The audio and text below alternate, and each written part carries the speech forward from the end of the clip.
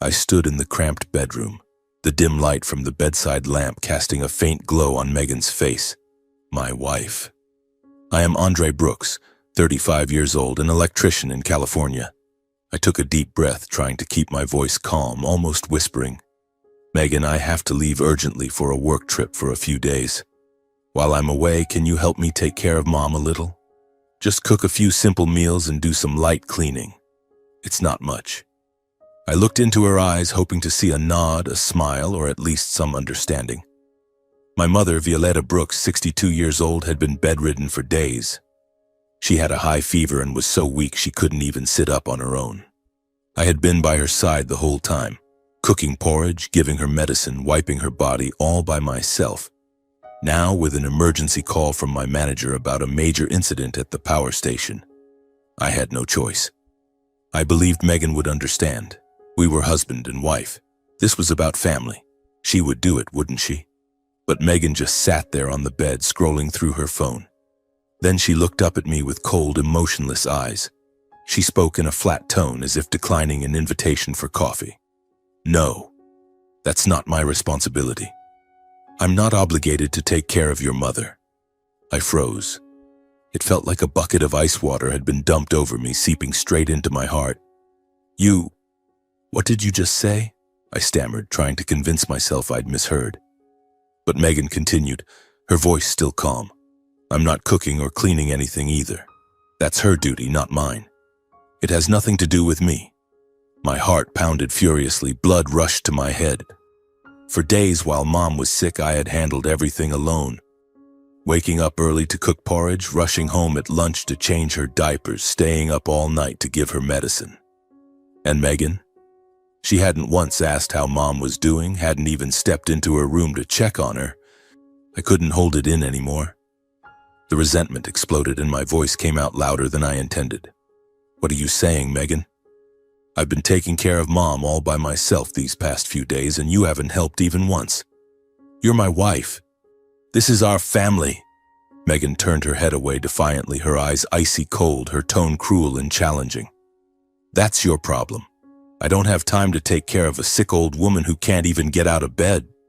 Each word cut into me like a cold blade straight through the heart. I took a sharp breath, trying to keep my voice from breaking, but it trembled with rage and despair. I just got a call from my manager. There's a major incident at the power station. I have to go right now, and I might not be back for days. I have no other choice, Megan. Please. Just for a few days, I'm begging you. Megan let out a sarcastic laugh and threw her phone onto the bed in irritation. You're always like this. The moment something comes up, you use your mother as an excuse. Your job, your mother. Deal with it yourself. Don't expect anything from me. I took a step forward, my heart pounding violently, my voice almost choking. I'm not asking you to do anything beyond your strength. I just need you to be a wife, to have even a little humanity, Megan. She crossed her arms over her chest and stared at me with those frigid eyes.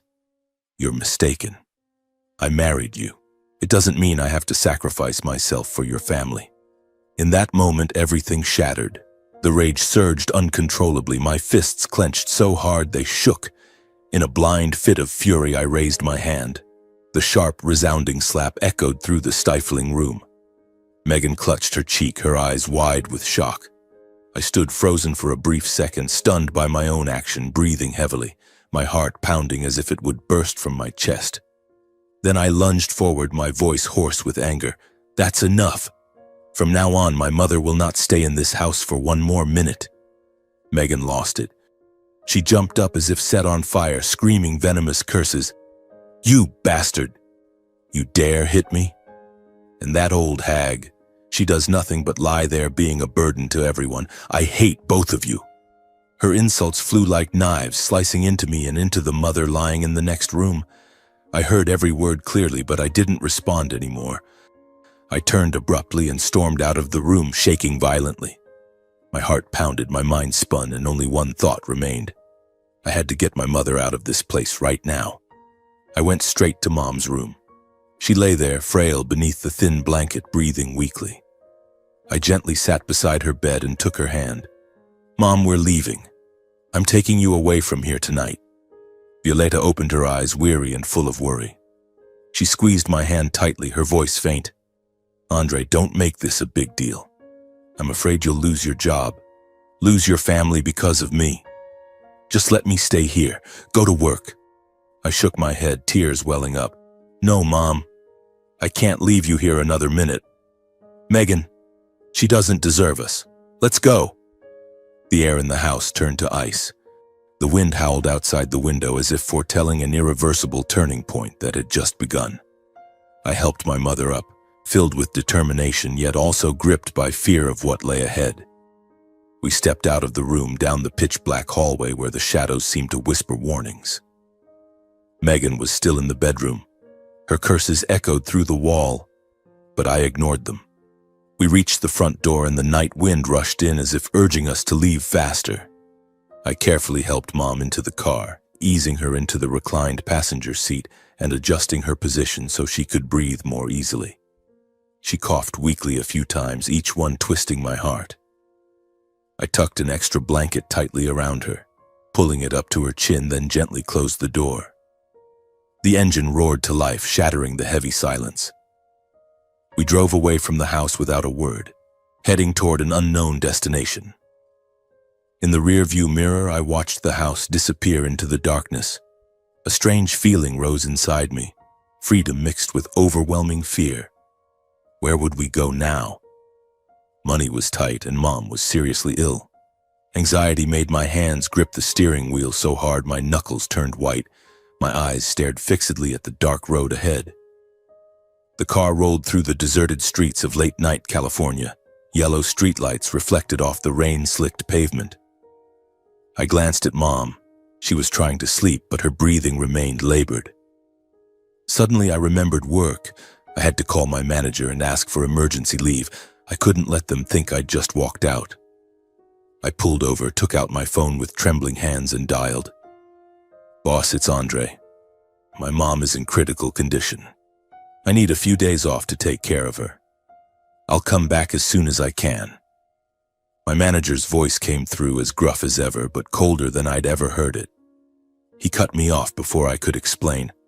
Andre, I'm extremely disappointed in you. This is a major contract. We're in crisis and you're asking for leave now. You're seriously damaging the whole company. I opened my mouth to speak, but he continued, his tone final and merciless. You're fired, effective immediately. Don't call me again.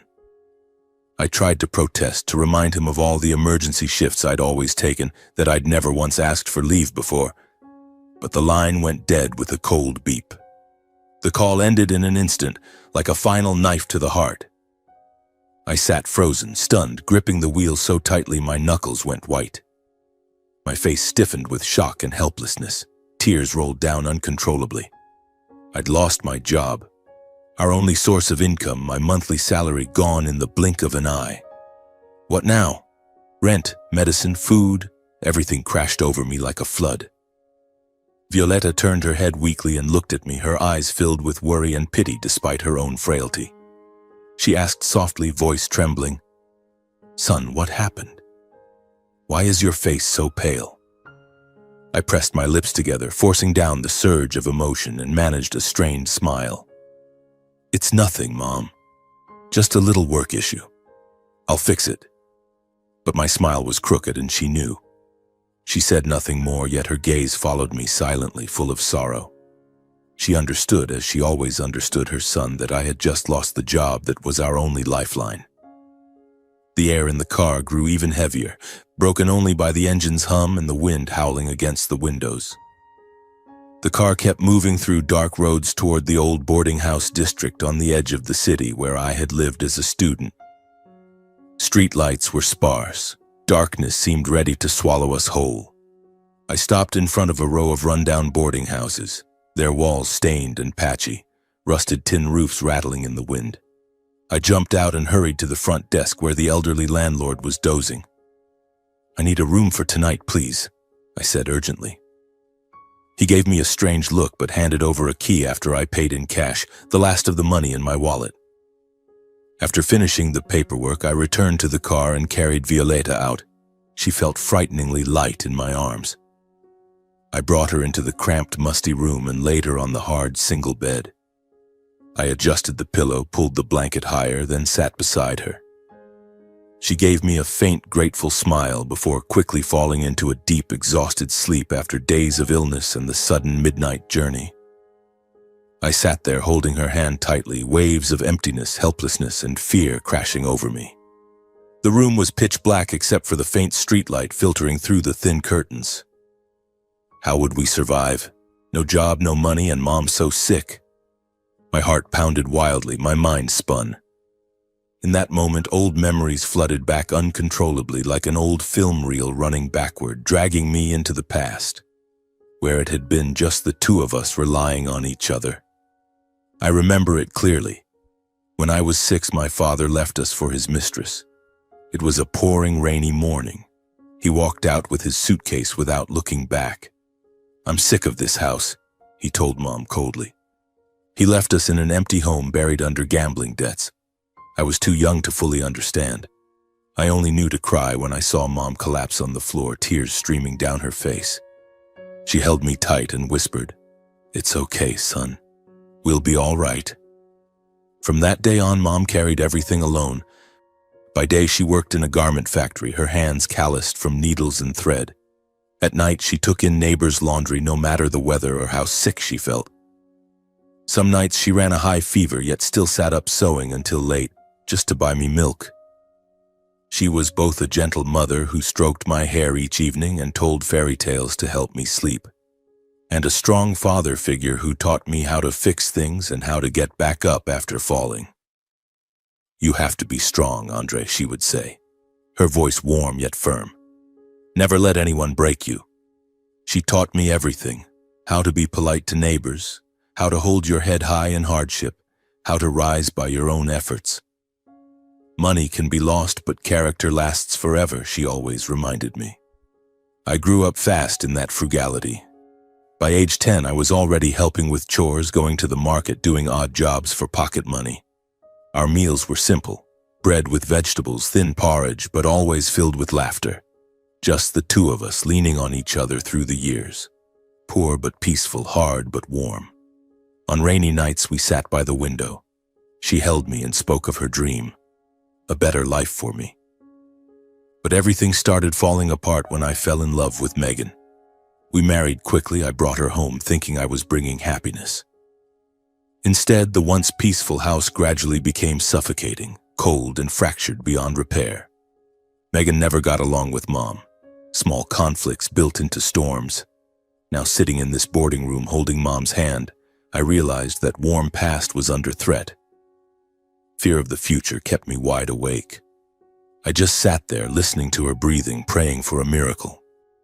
I remember the first days with Megan as vividly as if a slow-motion film were playing in my mind in the dead of this silent night. It was a golden sunshine afternoon in California. After finishing my shift, I stopped by a small roadside cafe to buy coffee to bring home for Mom. While waiting in line, I saw the girl in front of me drop her phone. I bent down, picked it up, and handed it back. Megan turned around to thank me. Long, glossy hair, a radiant smile, stunningly beautiful and captivating. I was momentarily stunned. She was confident, glamorous in designer clothes, carrying a luxury handbag, and spoke with the effortless charm of a movie star. I was instantly smitten, so blinded that I overlooked everything about her true character. At that moment, all I saw was a perfect woman who could fill the emptiness of my monotonous life. Work, go home to Mom, repeat. "I'm Megan. And you?" she asked in that honey-sweet voice, and from that instant, we began. The dating period felt like a dream. Megan was always affectionate, attentive to the smallest details. She cooked simple but delicious meals, sent loving texts all day long, and took me on romantic beach dates that convinced me I had found the ideal woman to build a family with. "You're everything to me," she whispered in tight embraces, and I believed her completely. I told her about Mom, about our hard years, and she listened, nodded, even wiped away tears. "I promise I'll love her like my own mother," she vowed, and my heart melted. How could I know it was all an act? The excitement I felt back then was pure joy, not a warning of the storm to come. I married Megan with absolute faith that we would care for Violetta together, repaying her for all the years she had sacrificed for me. On our wedding day, under brilliant sunshine, I looked at Mom sitting in the front row, her eyes shining with happiness.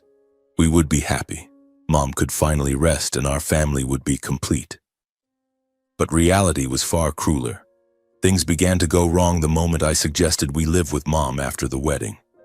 We were sitting on the sofa planning our new life when I said, "Honey, let's move in with Mom, okay? She's been alone for so long, I want to take care of her." Megan didn't object outright, but her eyes visibly cooled. Her smile vanished and reluctance showed in the way she clenched her hands. "If that's what you want, I have no objection," she replied flatly, pretending to agree. I thought she was just tired. I didn't realize that was the first crack. From the day we moved in with Mom, Megan never lifted a finger around the house. Every single day she came home from her office job at a small company, sprawled on the sofa watching TV with her feet on the table, or scrolled endlessly on her phone, leaving all the cleaning and cooking to Violetta. I would come home exhausted from my shift and find Mom hunched over in the kitchen, sweeping the floor, the smell of simmering chicken soup wafting from the pot. "Mom, rest." "Let me do it," I'd say. But she'd shake her head. "You rest, son. I'm used to it." Megan just sat there as if the house were a hotel and Mom the maid. My heart began to ache, but I told myself she's still adjusting, she'll change. Out of love for me, afraid I was working too hard and terrified of causing friction between husband and wife, Violetta silently did everything: cleaning, grocery shopping, cooking, laundry. She woke at dawn, prepared breakfast, swept, washed clothes, and still hadn't rested by nightfall.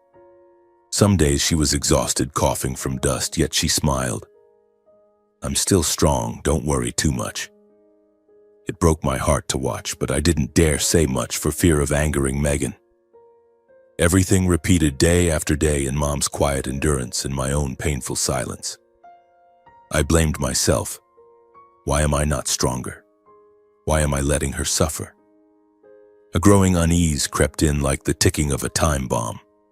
One day I came home earlier than usual because my shift ended unexpectedly. I walked in and froze. Violetta was bent over, wiping the floor, back hunched, breathing heavily, sweat pouring down her face, while Megan sat watching TV without a glance, the loud laughter from the show grating in my ears. Anger flared in my chest like fire. "Megan, can you pause the TV and help Mom clean the floor?" "She's exhausted," I said directly, trying to stay calm. Megan just glanced over and shrugged. "I'm in the middle of a show. She can do it herself." So annoying. Then she got up, walked into the bedroom, and slammed the door, leaving Violetta standing alone in the empty living room, rag still in hand. Mom looked at me with a sad smile. "It's okay, son. Don't be angry with her. I'm almost done." I swallowed hard, choking on resentment, but didn't follow Megan. I wanted to scream, but held it in, terrified everything would shatter. Another time, Violetta spent the entire evening cooking, her hands trembling as she chopped vegetables and simmered meat for a family meal. When the fragrant food was served, I sat down with a weary smile. Megan tasted a few bites, put down her spoon, and bluntly complained, "This is so bland.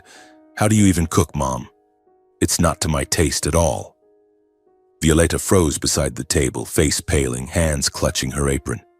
My heart felt crushed. I couldn't hold back and raised my voice in Mom's defense. "Megan, what are you saying? Mom worked hard to cook and you just criticize like that?" But Megan huffed, shook her head, and walked away. "I'm just being honest. You always take your mom's side. I'm going to bed." She made her defiance clear and slammed the bedroom door. I stayed at the table holding Mom. "Don't be sad, Mom. She's just a bit stubborn." Mom only shook her head. "It's fine, son. I'm used to it." I tried talking to Megan countless times, gently beside the pillow. "Honey, please help Mom a little. She's getting old." Sternly, "You can't keep acting like this. This is family responsibility." trying to keep peace by buying her gifts in exchange for change, sometimes forced to speak harshly during arguments. "You're too selfish, Megan. I can't take this anymore." Each time she just mumbled agreement, nodded. "Yes, I'll try," but never changed. She kept lying on the sofa, kept criticizing, kept ignoring everything. My anger built up, waiting for the inevitable explosion. Whenever tensions rose between us, Violeta was always the one to mediate, urging me to be patient. "Son, bear with it for the sake of peace in the family. I can handle it. I just want us to stay together." She kept telling me not to let her presence ruin my marriage, even though she was the one suffering the most, enduring the complaints and contemptuous looks. Her words only made me feel more tormented, torn between unbearable love for my mother and guilt at my own helplessness in my own home. Why didn't I protect her sooner? I asked myself every night, lying beside Megan, yet filled with regret.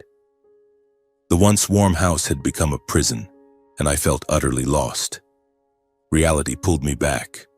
I looked at Mom's frail hand in mine, deep wrinkles and calluses from decades of hard work. Today had finally crossed every limit of endurance. All the times I had swallowed my anger had now forged an irreversible decision. Even if I lost my job, even if we had nothing left, even if we had to start over from zero, I could not let Mom be hurt for one more day. Deep in my heart, one choice was now carved in stone. From this moment forward, my only priority would be protecting my mother, no matter the cost. The boarding room was pitch black, wind howling outside the window, but that resolve burned like a warm flame inside me. The future was uncertain and terrifying, yet I was ready to face it. In the days that followed, I began running everywhere, looking for any job that could bring in money to support the two of us. At dawn, before the sun even rose, I would get up, throw on my old jacket, and head out into the bustling streets of California. I wandered from construction site to construction site, asking foremen for helper work, stopped at cafes begging to be a waiter, even applied at supermarkets for warehouse jobs.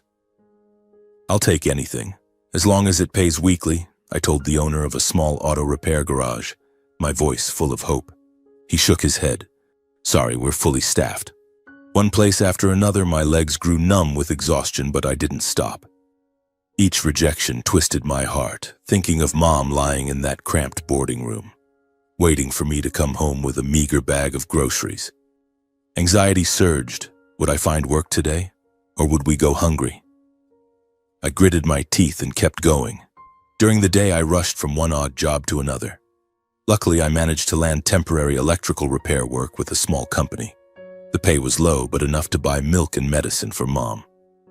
Sweat poured down my face under the scorching sun, my hands black with grease, but I never complained. In the evenings, I returned to Violeta in our tiny boarding room.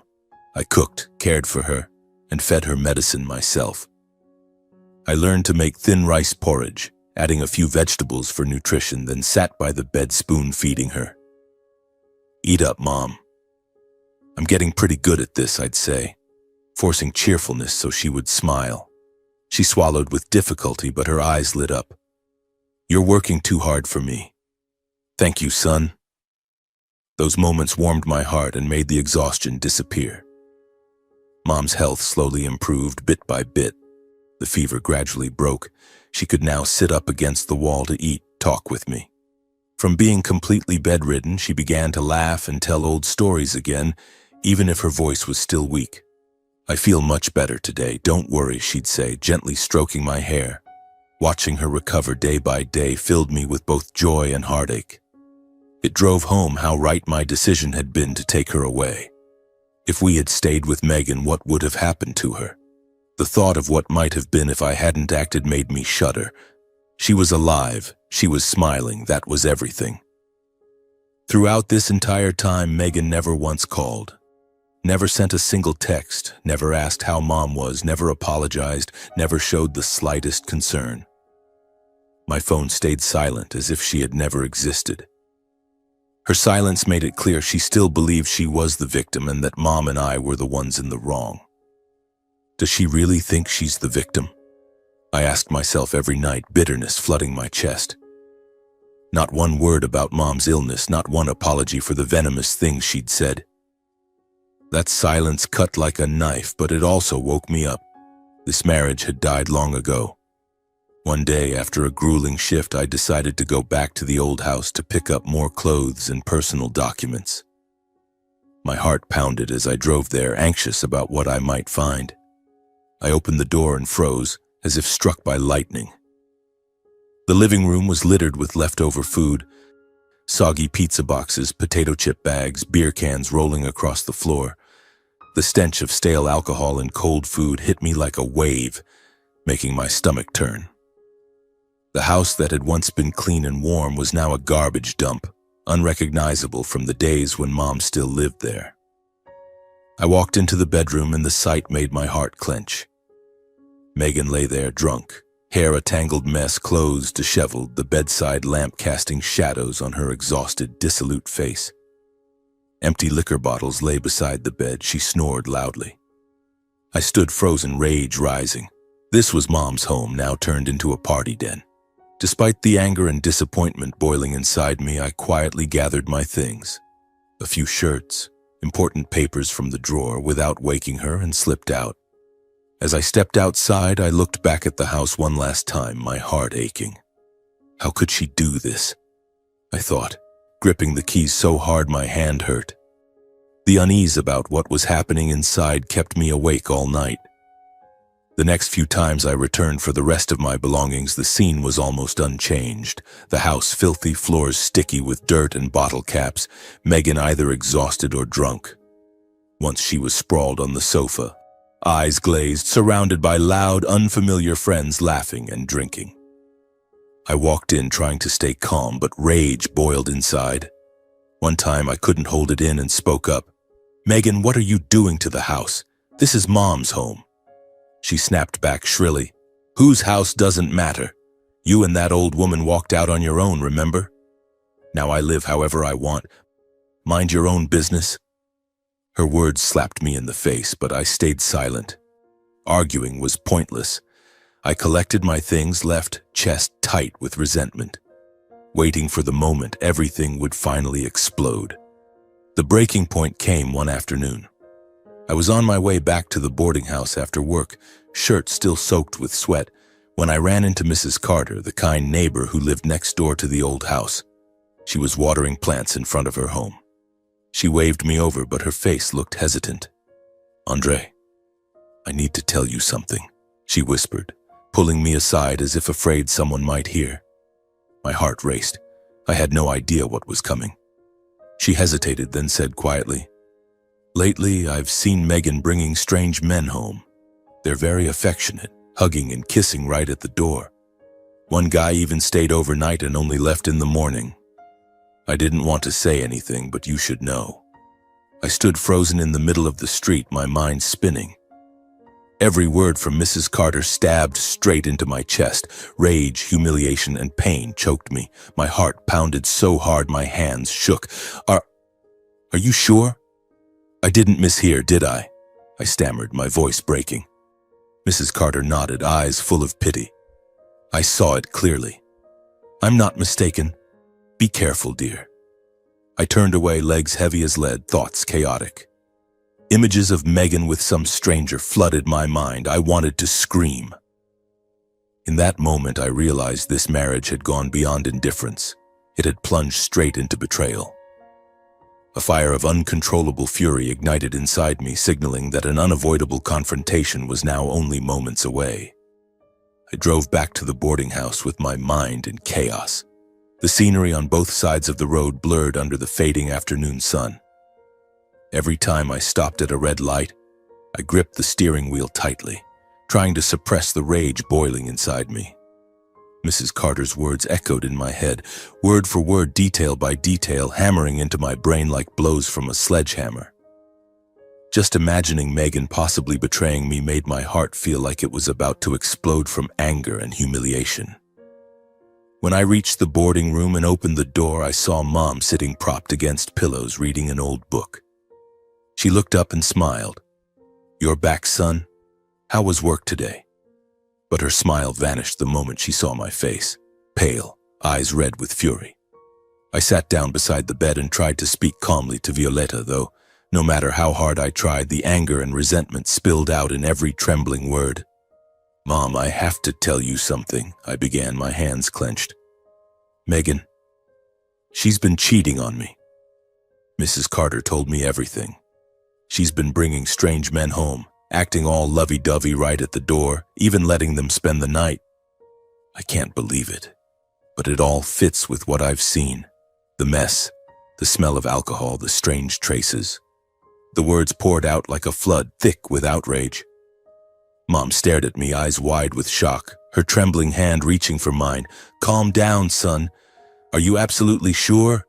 Don't jump to conclusions." I shook my head, voice rising. "I'm certain, Mom. I'm taking you back to our old house right now. I'm reclaiming the home that has always belonged to you.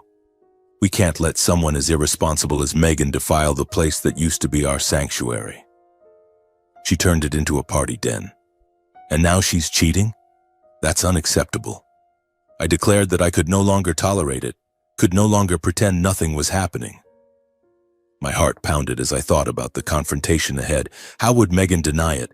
Would it turn violent? Mom anxiously tried to calm me, her voice shaking, eyes filled with worry. "Please calm down first. Don't rush into anything.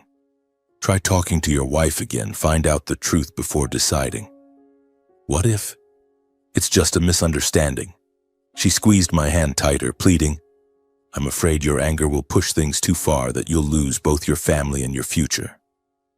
Her words twisted my heart, but I rejected all advice. I insisted I had endured enough and would not back down this time. I've put up with too much already, from the coldness and contempt to today's betrayal. I can't keep pretending everything's fine. Just rest, Mom. I'll handle the rest. I stood up, filled with determination mixed with dread, and drove alone back to the old house to confront Megan face to face. As I sped through familiar streets, my heart raced, cold sweat breaking out. What will she say? Will she cry or scream?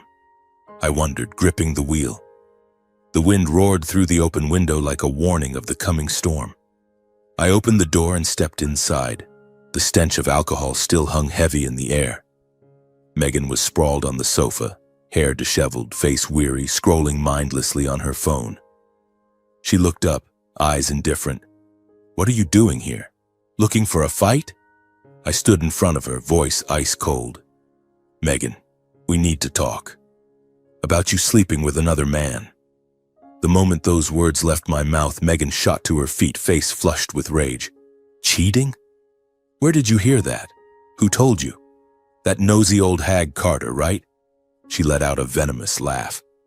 "That bored old woman only knows how to make up stories and destroy other people's families. I haven't done anything wrong." I didn't waste time arguing. I calmly listed everything. The all-night parties, the trashed house every time I came by, the smell of booze, even a man's shirt I'd found forgotten in the bedroom. "Explain, Megan. Mrs. Carter saw you bringing him home, making out at the door, letting him stay overnight. Do you think I'm blind?" Faced with concrete evidence, Megan fell silent for a moment. A flash of panic crossed her face, her eyes darted away. She stammered, unable to form a coherent defense. I declared my decision without hesitation. "We're getting divorced, Megan. I have no reason left to continue this marriage." She froze, then exploded in fury. "Divorce? You're just looking for an excuse to abandon your responsibilities. I'm not leaving this house. You'll never kick me out." Coldly, I informed her that the house belonged to my mother, not her. The deed was clear. Mom had owned it long before we married. "You have no right to be here. If you don't pack your things and leave on your own, I'll call the police for illegal trespassing." My words hit her like a thunderbolt. Rage, humiliation, and shame turned her face ashen. She hurled a few more insults, but cornered with no way out, she finally dragged her suitcase to the door, eyes burning with hatred. "You'll regret treating me like this," she screamed before storming out. After Megan left, I returned to the boarding house and brought Mom back home after many days apart. She stepped inside with a mixture of joy and worry. her eyes sweeping over the living room still bearing traces of the recent chaos. Beer cans on the floor, the faint lingering smell of alcohol. Yet Violeta still urged me to reconsider, hoping I wouldn't let anger sever everything completely. Think it over again, son. Megan is still your wife. What if she truly regrets it? I stood firm, repeating that I would never again let Mom live in contempt and pain. No, Mom, I've thought it through. From now on, it's just the two of us starting over. No turning back. In the days that followed, we cleaned the house together and slowly returned to a quiet daily rhythm. I scrubbed the floors, Mom rearranged things, and laughter gradually came back. On the surface, everything seemed peaceful again. But deep inside me, a lingering unease smoldered, warning that the storm was far from over. Every night as I lay in bed, thoughts of Megan haunted me. What would she do next? Come crawling back with apologies or keep the hatred burning? Anxiety kept sleep shallow, like standing at the edge of a new tempest. I tried to focus on my daily work. Small electrical repair contracts I managed to pick up through friends. Every morning I woke early, made coffee for Mom, sat with her for a simple breakfast, toast with jam, and listened to her tell stories from when I was little. But Megan never left my mind. Where had she gone? Was she living with that man now? I checked my phone several times, half hoping, half dreading a message from her. Nothing. That silence felt like a ticking time bomb. Every car that stopped outside made my stomach clench.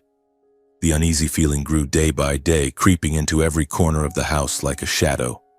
One golden, gentle California afternoon, while I was sitting in the living room fixing an old table lamp and Mom was in the kitchen preparing dinner, there was a sudden knock at the door. I stood up, walked over, opened it, and froze.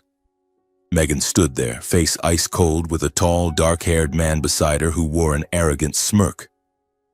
That had to be Ridge Grant, her lover, exactly as Mrs. Carter had described. Without a word, Megan pushed past me into the house, dragging a large bag to collect the last of her belongings, right while Mom and I were home.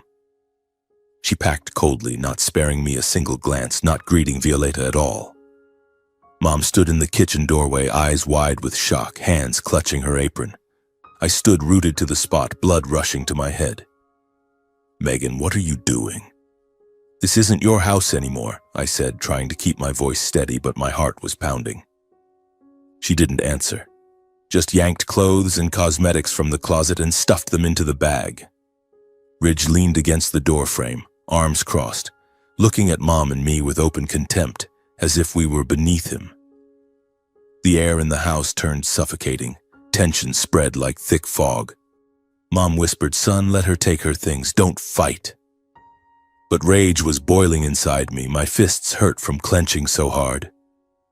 Megan finished quickly, grabbed the bag, and headed for the door where Ridge waited with that smug grin, patting her shoulder like she was his trophy.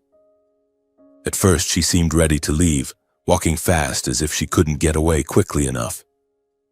But after a few steps, whether she couldn't swallow her resentment or deliberately wanted to provoke us, she suddenly stopped, turned, and planted herself right in the doorway. Her eyes blazed with hatred as she stared at Mom and me. "Wait," she spat, voice shrill and dripping with sarcasm. "Before I go, let me make something clear. Andre, do you think you're some kind of hero? Dragging that old woman away and then throwing me out? Do you think that makes you the good guy?" She sneered, her gaze sweeping over us with pure contempt. "You two have been living off me for years and now you act all high and moral. She's always sick, always lying around doing nothing. And you're just a weak husband who couldn't keep his wife." Each word stabbed straight into our dignity. Megan gripped her suitcase handle tighter, hissing through clenched teeth. "You think divorce ends this? I'll make you regret today." Mom stood stunned, face pale, tears rolling silently down her cheeks as she gripped the kitchen counter. Seeing my mother insulted like that snapped something inside me. Rage exploded, burning away all reason. "Shut your mouth, Megan," I roared, lunging toward her completely out of control, fist raised, ready to slap her again. my vision blurred, breath ragged, eyes burning with fury. At that instant, Ridge charged in, blocking me aggressively, deliberately provoking. "Touch her and see what happens," he growled, shoving my shoulder hard, eyes blazing. We crashed into each other, fists flying, kicks landing, the dull thuds of blows echoing. I grabbed his collar. He punched me in the stomach. The air outside the house became suffocating with violence. Mom screamed, "Stop it, Andre. Don't fight." But I heard nothing, only the blood roaring in my ears, a mix of terror and exhilaration. Would I hurt him badly? Would the police come? The chaos, shouting, punches, furniture crashing, drew the neighbors. Mrs. Carter came running from next door, face red from sprinting, waving her arms. "Stop it right now. What on earth are you doing? Talk it out. Don't fight." She threw herself between us, trying to pull us apart, shouting, "Andre, calm down. Don't let anger blind you. And you, let go right now." After frantic struggling, we were finally separated. Both of us stood panting, glaring, hearts pounding like war drums. I wiped blood from the corner of my mouth, still shaking with adrenaline. Meanwhile, Megan still wouldn't stop. She kept hurling venom at Violetta. "You old hag, who do you think you are? Living forever just to torment your son? Useless parasite." Watching Mom hang her head, tears streaming down her face, Mrs. Carter finally snapped. She turned to Violetta with a look of long-held anguish, as if carrying a heavy secret for years. In front of everyone, she blurted out a sentence that froze the air solid. "Violetta, how much longer are you going to stay silent and keep hiding the truth about everything?" That sentence stunned me into silence. Megan and Ridge went rigid. Violetta stood motionless, face drained of color, eyes wide with panic. Dead silence fell over the front yard, thick, oppressive, announcing that a shocking secret was about to be revealed. My heart hammered wildly, dread surged through me. What truth? What had Mom been hiding? I stared at her, eyes full of questions, but she only looked down, saying nothing. Megan opened her mouth, but no words came. Ridge stood like a statue. Mrs. Carter sighed deeply. "You have to tell them, Violetta. It's time." That moment stretched on forever. The evening breeze carried the scent of wildflowers from the neighbor's garden, yet the atmosphere felt heavy as lead. I stepped closer to Mom, touching her shoulder. "Mom, what have you been hiding from me? What is Mrs. Carter talking about?" She shook her head, avoiding my eyes, and a cold shiver ran down my spine. The unease I had felt for days now crystallized into terrifying clarity. This was not the end. It was the beginning of something much bigger. Neighbors began gathering, whispering. I knew without a doubt that our lives were about to be turned upside down once again. After Mrs. Carter's shocking words, Megan, Ridge, and I all turned at once to stare at Violetta, each of us with eyes full of confusion and anticipation. I was utterly stunned. I couldn't fathom what secret my mother could possibly have kept hidden until this very moment. My heart pounded wildly, my mind spinning with a flood of questions. What was this secret? Did it have to do with my father, money, or some dark past she had buried for decades? Mrs. Carter sighed and took a step back, as if already regretting her outburst. The tension on the front porch was so thick I could hear the leaves rustling in the breeze while neighbors whispered, "What's going on? What has Mrs. Violetta been hiding?" After a few seconds of heavy silence, Violetta slowly straightened up a little. Though her face was still pale, her trembling voice carried a quiet resolve. "Andre, and everyone here. Yes, I have kept something hidden for a very long time. The entire stretch of land along this street, every parcel, actually belongs to me." Her words struck like a bolt of lightning out of a clear sky. I froze, my mind going completely blank. The land along the whole street, meaning our house, Mrs. Carter's house, this entire little block? I stared at her, stammering, "Mom, what are you saying? How could you possibly—" She continued, her voice steadier now. "Part of it I inherited from my parents when I was young. The rest I quietly saved up for and bought piece by piece over many years. I worked myself to the bone, saved every penny, bought small plots and rented them out. I stood there, ears ringing, unable to believe that the frugal, quiet woman who had scrubbed floors and cooked meals without complaint all these years was the owner of such an enormous asset. The woman I saw bent over cleaning every day, this woman was the landlord of the entire neighborhood. I turned to Mrs. Carter, desperately seeking confirmation that I hadn't misheard. She nodded solemnly, eyes serious. "Your mother is telling the truth, Andre. I've known for years. I was the first person to rent land from her. The contract is still there. I was so dizzy I had to grab the door frame. My legs felt like jelly. I leaned against the wall to stay upright. All those years of poverty, all the times I worried about money, had it all been an elaborate facade my mother created? She had lived simply, forced me to stand on my own 2 feet when in reality she was wealthy? My heart raced, a wave of shock and emotion surging through me. Everything was changing. Tears welled up as I looked at her. "Mom, why didn't you ever tell me?" I had no idea. She gave me a sad smile. "I'll explain everything later, son." While I stood in stunned disbelief, Megan and Ridge were genuinely horrified. The arrogance and smugness drained from their faces in an instant. Megan stood frozen, mouth hanging open, her face flushing crimson, then turning ashen. Ridge, the tall, aggressive man who had just been throwing his weight around, now looked like a statue, eyes wide, arms hanging limp at his sides. Violeta turned to me, her voice softer but firm. "I kept it secret because I didn't want money to shape who you became. I never wanted you to live off family wealth. I wanted you to stand on your own, to know the value of hard work and what money really means." She paused, then added gently yet resolutely, "And you've done it, Andre. You work, you take care of me, you live honestly and responsibly. That's all I ever needed to be at peace." Her words squeezed my heart. Tears rolled down my cheeks. So every hardship I'd endured had been her lesson? Then Mom turned to Megan, her tone grave but not harsh. "As for you, my daughter-in-law, in my original plan when I passed away, all of this property was going to be left to both of you, on the condition that you lived with kindness, respect, and filial devotion. I truly believed you would be a good person, that you would care for Andre and for me. But..." She stopped, looking at Megan with deep regret. At those words, Megan dropped her gaze to the ground, face burning with shame.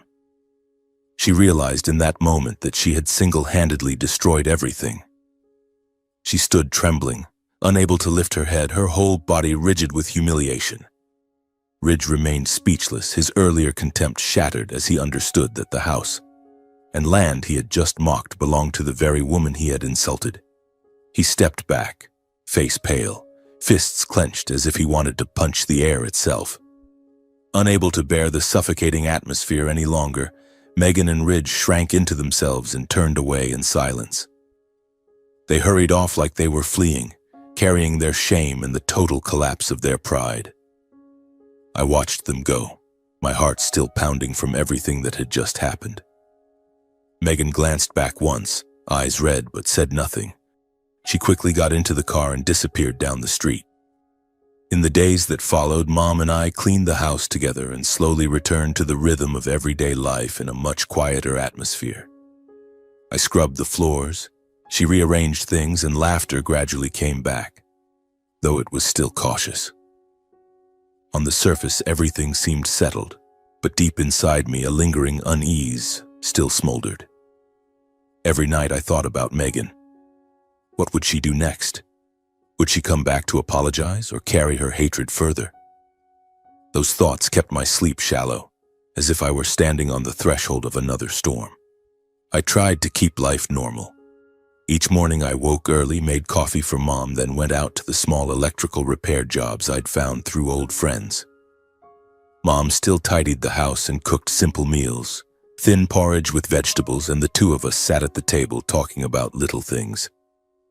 "How was work today, son?" she'd ask warmly.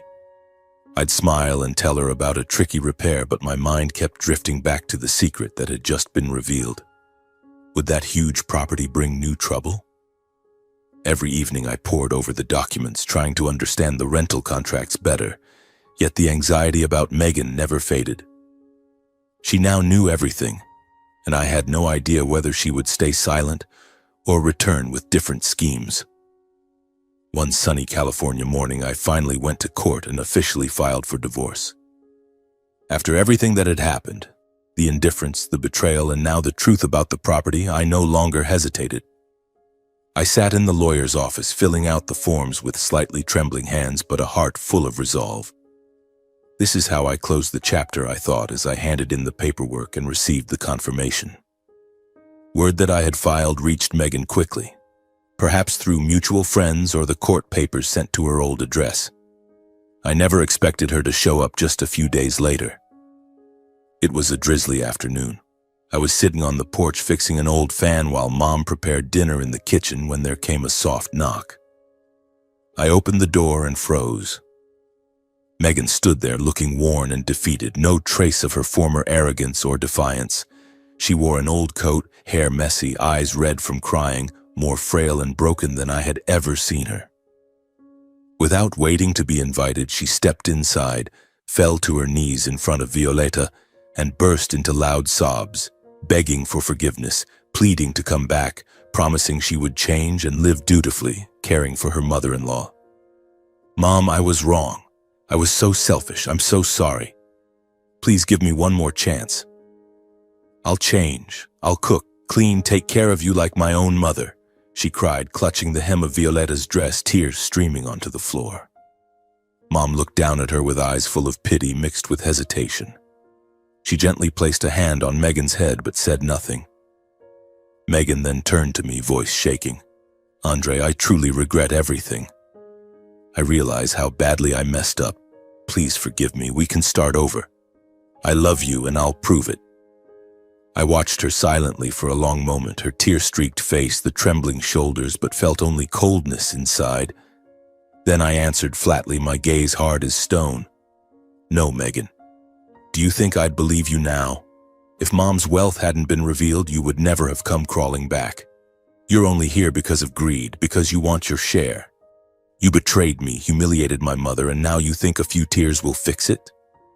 My voice didn't waver, even though my heart was racing. What if she exploded in anger or begged even more? I declared that I had absolutely no trust left in her, that this marriage was over for good. If she had anything else to say, we would see each other in court. There was nothing left to discuss. "Leave and don't ever come back," I said, pointing to the door. Megan stood up, face twisted with resentment. She wiped her tears, but her eyes burned with venom. Before walking out, she shot one last hateful glare at Mom and me, then stormed off, footsteps heavy on the path.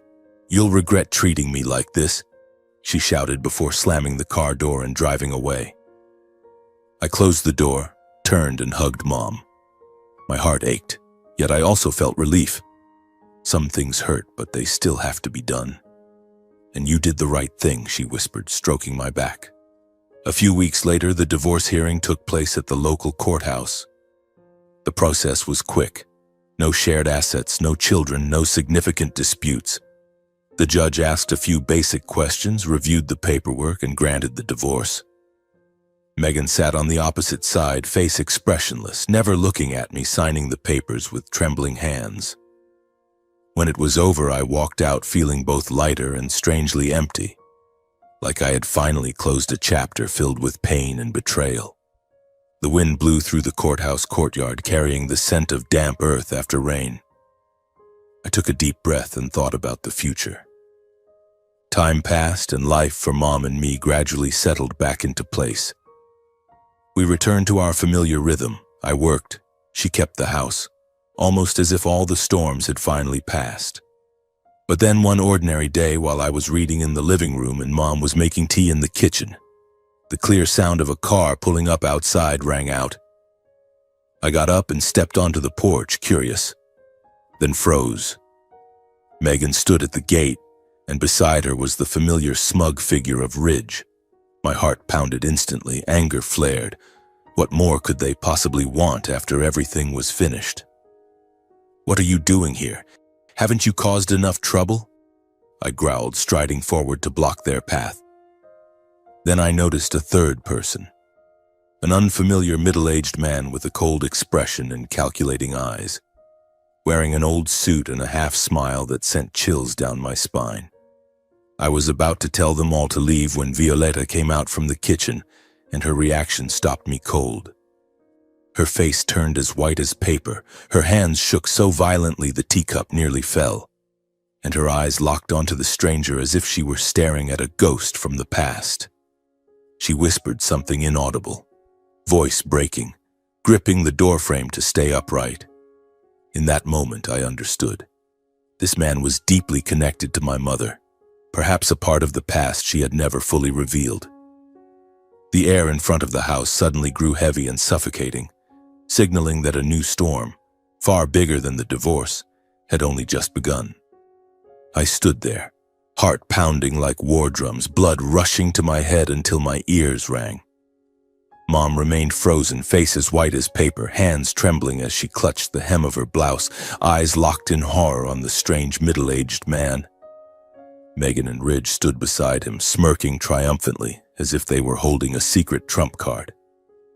I turned to Mom, voice shaking. "Mom, what's wrong? Who is he?" But she didn't answer, just shook her head weakly, tears rolling down her cheeks. A wave of dread surged through my chest, a dark premonition enveloping the familiar house. The three of them, Megan, Ridge, and the stranger, stepped inside, claiming they had important matters to discuss. The air in the living room instantly became suffocating. I reluctantly let them in and closed the door behind them, my hand gripping the knob so hard it hurt. Megan sat on the sofa with a fake look of remorse. Ridge leaned against the wall with arms crossed, and the middle-aged man sat directly across from Mom, his gaze sweeping the room like he was appraising merchandise. "We need to talk privately," he said in a cold, calculating voice. Mom sat down, hands still trembling. I stood beside her, ready to protect her if necessary. Anger mixed with anxiety kept me from sitting still. What did they want now, after everything? The man stared at Violetta for a long moment, then turned to me and introduced himself as Dorian Grant, Mom's ex-husband and my biological father. His words exploded in my head like a bomb. "I am Dorian Grant, Violetta's former husband and your real father, Andre." I froze in shock and whipped around to Mom, waiting for her to deny it. "Mom? No, right? He's lying, isn't he? Say something," I stammered, voice breaking.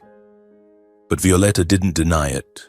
Her face drained of color, emotions swirling visibly, hands trembling slightly, an indirect admission of the truth. She lowered her head, tears falling in heavy drops onto the floor. "Andre, everything he said is true. He is your father." My heart stopped. My mind spun with faint memories of the man who had abandoned us when I was 3, the ghost Mom had spoken of in stories, who now stood before me in the flesh. I couldn't hold back any longer.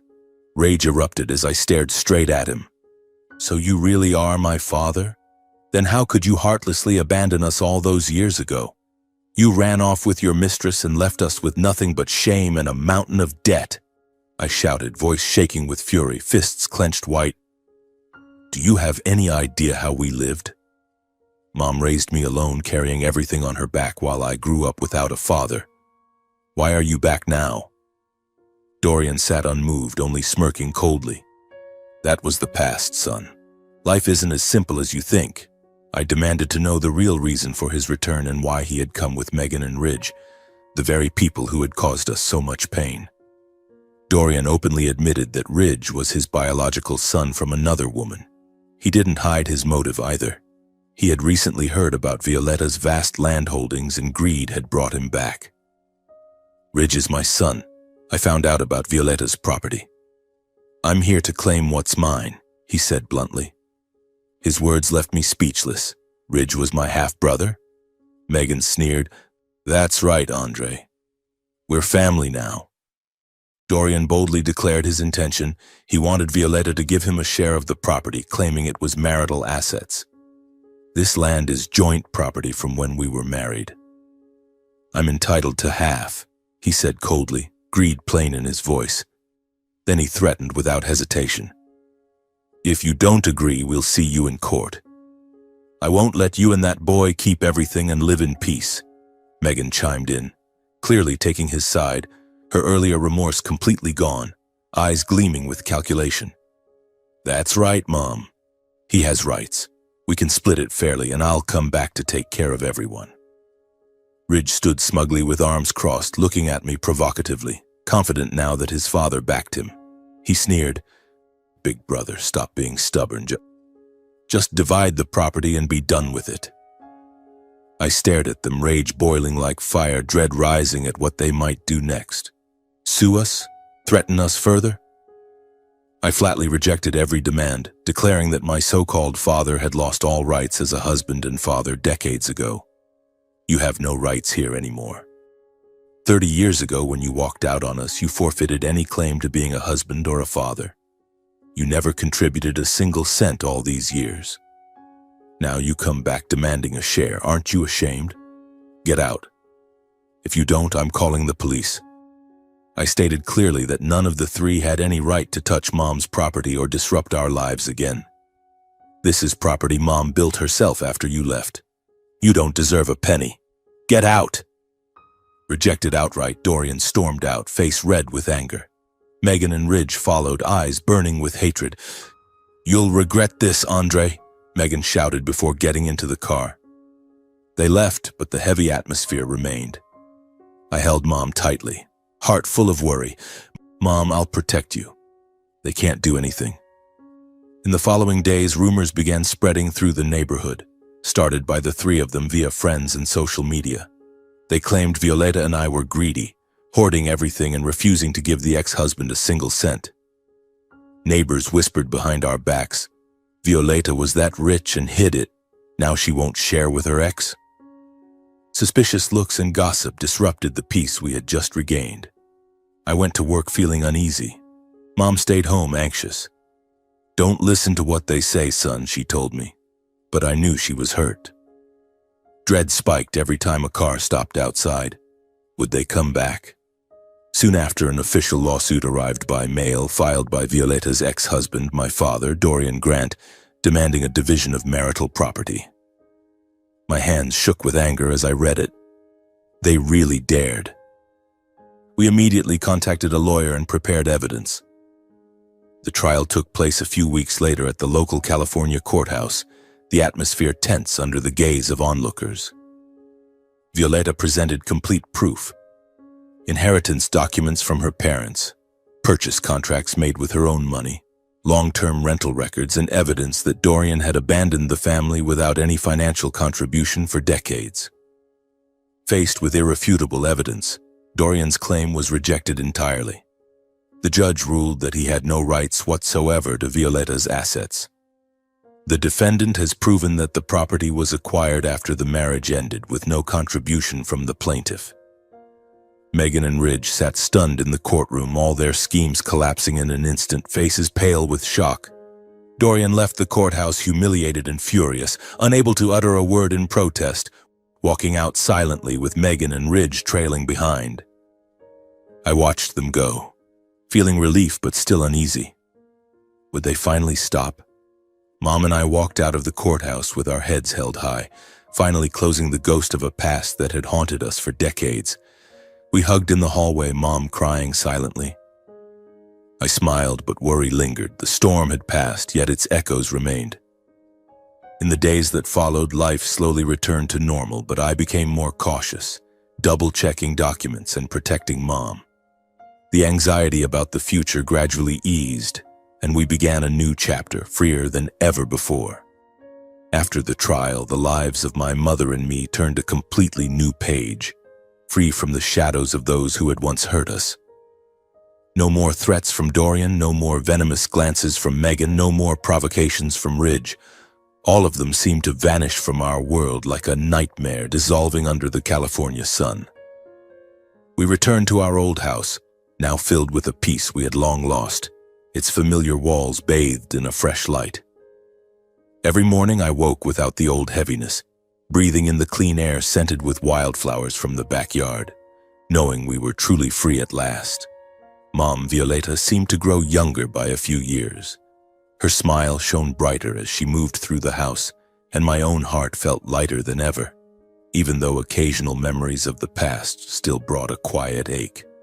We made no rushed changes. Mom always reminded me that real happiness lies in simplicity, not in outward show. Quietly, without fanfare, Violeta transferred a portion of the property into my name, simply as silent compensation for all the years her son had struggled. One peaceful afternoon, she called me into the living room and handed me the prepared legal documents. Her voice was gentle. "Andre, I'm transferring some of the land to you. Not to make you suddenly rich, but to make up for all the hardship you endured because of me. Use it wisely, son." I took the papers with trembling hands, tears welling up as I looked at her. "Mom, I don't need it. You've already given me so much." She shook her head and stroked my hair. "This belongs to you. You deserve it." We told no one, held no celebration. We simply signed the papers at a local lawyer's office. A deep warmth filled my heart, as if all her sacrifices were now quietly repaid. I did not keep the land as it was. I knew holding it unchanged might invite unnecessary trouble. Instead, after careful consultation with the lawyer, I sold several suburban parcels, ones Mom had patiently acquired over the years, at fair market value, without rushing or letting myself be lowballed. The proceeds were larger than I had imagined, enough to turn a long-held dream into reality. The sales went smoothly thanks to a friend in real estate, and when I held the money in my hands, I felt both nervous and exhilarated. This was my chance to prove myself through effort, not luck. With that capital, I founded my own electrical and mechanical company. I started small, rented a modest office on the outskirts of California, hired a few trusted workers I had known from past jobs, and took on manageable contracts to minimize risk. I named it Brooks Electric and Mechanical, using our family name as a reminder of our roots. In the beginning, I designed a simple logo myself, printed business cards, and went door to door at nearby construction sites. We specialize in electrical and mechanical repairs. Fair prices, guaranteed quality, I told contractors, my voice confident even though my stomach churned waiting for the first jobs. I hired 3 skilled workers I had worked with before, and we started with small projects, wiring homes, fixing machinery for local shops. Everything was modest, nothing flashy, and it felt like the best way to honor everything Mom had taught me. The early months were grueling. I personally surveyed sites, signed contracts, supervised progress, and often worked side by side with the crew to make sure every job was perfect. Some days I was up at 4 a.m., driving hours to sites, putting on protective gear, climbing roofs to fix wiring under the blazing sun, or crawling under machines until my back ached. Sweat-soaked and calloused, I never complained. This was the independence Mom had taught me since childhood. I encouraged the guys, and we shared simple lunches under trees, talking about everyday life. Thanks to hard work and keeping our word, the company gradually built a steady client base. Jobs increased year by year. Revenue grew. From small residential contracts, we moved to larger projects. Full electrical installations for office buildings, machinery repairs for local factories. I expanded carefully, hired more workers, bought better equipment, but never abandoned the principle of quality first and no greed. Monthly revenue rose from a few $1,000s to tens of thousands within a year. I felt proud looking at the balance sheets, not because of the money, but because it was the fruit of honest labor. "You've done so well, Andre. I never imagined your business would grow this fast," Mom said, eyes shining when I told her about a new contract. I smiled. "It's all thanks to you. You taught me never to give up. That's how I got here." The early anxiety had turned into momentum, pushing me forward. Violeta no longer had to exhaust herself with heavy chores. Her health improved noticeably, her spirit grew lighter. She no longer scrubbed floors from dawn to dusk or stayed up late sewing for extra money. Now she had time to rest, read, or stroll in the backyard garden. The fevers and fatigue from her long illness were gone. She ate better, slept deeply, and a smile was almost always on her face. "I feel great, son. No more worries," she said as we sat on the porch. Watching her, my heart overflowed with happiness. This was the greatest reward of all. We moved into a nicer but still modest house on the outskirts with a large garden and airy living room, yet we kept our simple, thrifty lifestyle. We bought no expensive furniture or luxury cars. "I like things simple, son," Mom said when I suggested new furnishings. We kept our old familiar belongings, saved electricity and water, and ate plain meals. The only real change was comfort. We no longer worried about bills, but money never changed who we were. Every family meal was peaceful. No more harsh words, no more forced endurance, only warmth and respect. Mom would put food on my plate.